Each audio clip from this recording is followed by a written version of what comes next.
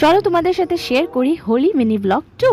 দেখতেই পাচ্ছ আমরা পাগলের মতো ভূত হয়ে গেছে আর পাগলের মতো রং খেলে যাচ্ছে। এখানে রঙের ছড়াছড়ি হয়ে গেছে একদম।